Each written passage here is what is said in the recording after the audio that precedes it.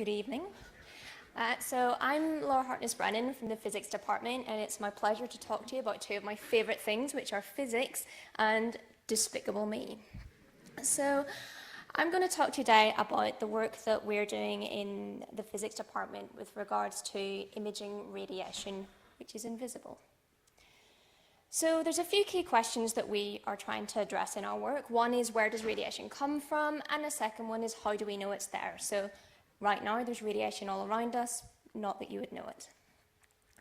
So like I said, it's very difficult to detect where radiation is by the naked eye. So in some of these circumstances, you might be able to guess that there might be radiation there. In others, it might be less obvious. This looks like a lovely holiday destination, but in fact, there is actually higher than usual background radiation here.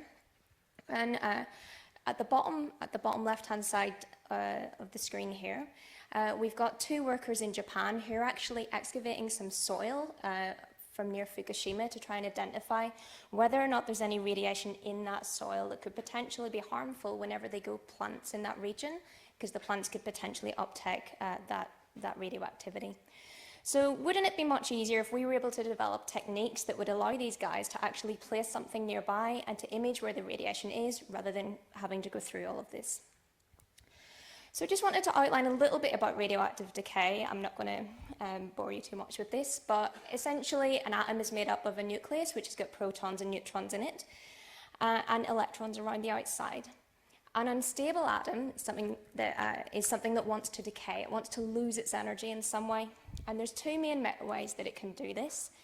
The first is by emitting particulate radiation. So this is by something that's a particle or a set of particles. So these are alphas and betas. And the second one is electromagnetic radiation. So gamma rays, which are emitted from the nucleus, the rearrangement of the nucleus, and X-rays, which are emitted from rearrangement of the electronic shells. So the thing that I'm interested in particular are finding out where those gamma rays are coming from. So this is a totally random process. It's radioactive decay. It's like rolling a dice. Okay, so very CSI or something similar. Everyone knows that, hopefully, that your fingerprints identify in some way who you are. So they're unique to you. So that's a characteristic fingerprint to tell me who you are. Well, we can do the exact same things with nuclear materials. So nuclear materials have their own characteristic fingerprint, and we can measure this characteristic fingerprint to tell what that material is. So this is to do with identifying what the material is. So what this plot is showing you is, along the bottom axis here is the energy. This is the energy that we measure the gamma ray to have. And along the y-axis, this is just how many of those gamma rays have that particular energy, or what we measure. So there's three spikes in our diagram here. These two spikes are from one particular type of nuclear material, and that's sodium. And then this one here is actually cesium. Now, cesium is one of the materials that was emitted during the Fukushima disaster, and I'll talk about that in a little second. So by identifying that we see these peaks, I can tell that we've got these particular nuclear materials. So the work that we're really doing is coupling two different things. One's actually identifying what the material is, and then the second is actually to be able to locate it. So the identification takes place through the technique that I just showed you on the previous slide. And then a lot of the work that we're doing is actually to develop new techniques to be able to image the radiation as well. So this just shows you a schematic diagram of the technique that we're working on. It uses two semiconductor detectors, which are something that we heard a little bit earlier about, so a slightly different application for them here.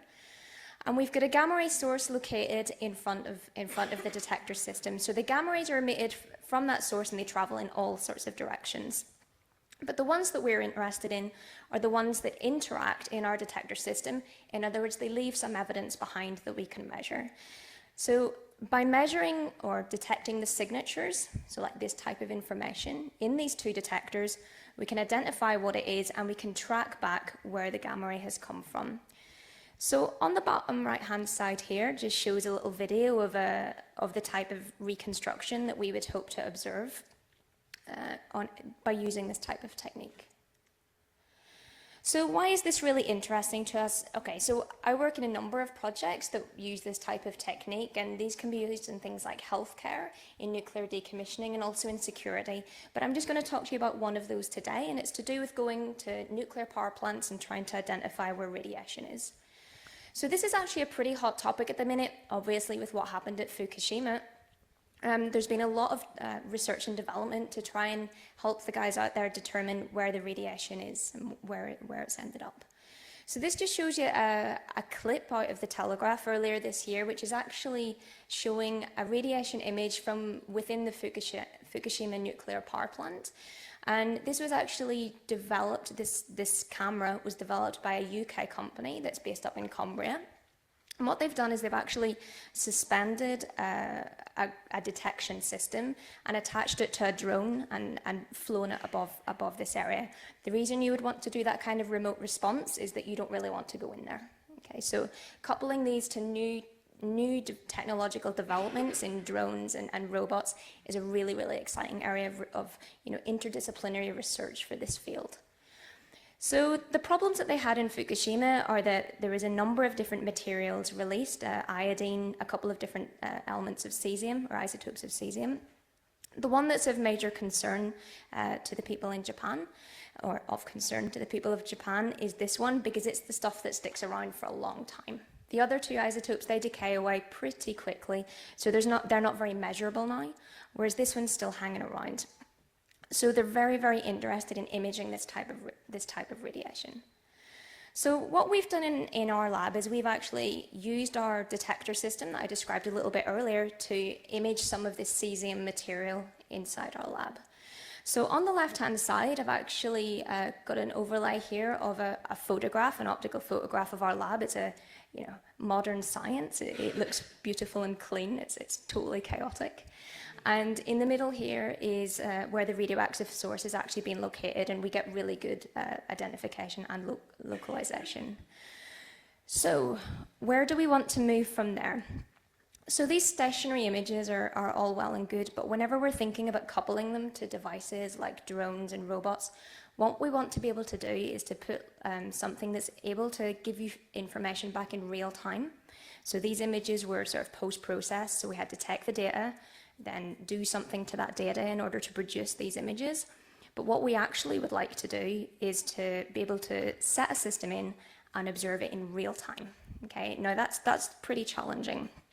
An important thing for us to do alongside imaging the radiation in real time is also to be able to visualize the world in real time, because otherwise you just get a bit of a blob and it's difficult to tell where that blob is. What's the coordinate system of that blob relative to the world? So to do this, we set up a highly scientific experiment in our lab, and I took my favorite minion, and in his paw I put a radioactive vial. So this is about 5 centimeters long, and it's filled with a radioactive solution. And we put him onto a little scanning table. So the scanning table is basically programmed to move him across the front face of the detector system. So what we want to see is to be able to see him moving along the front of the detector system and also be able to image the radiation in the rod that he's holding along the side. So it's quite challenging. So here we go. So this is exactly what we see. This is like any outreach talk I give, this is always the kids' favorite thing. They're like, get to the good bit, get to the good bit. So that's, yeah. So this is exactly what we see. So just to give you a bit of an understanding of what's happening here, the detectors are actually only this size here. So this is a really nice piece of technology because whenever the minion and the radiation are either side of the detector system, the detector can still see it and still visualize it. So this is a very good thing for our detector system.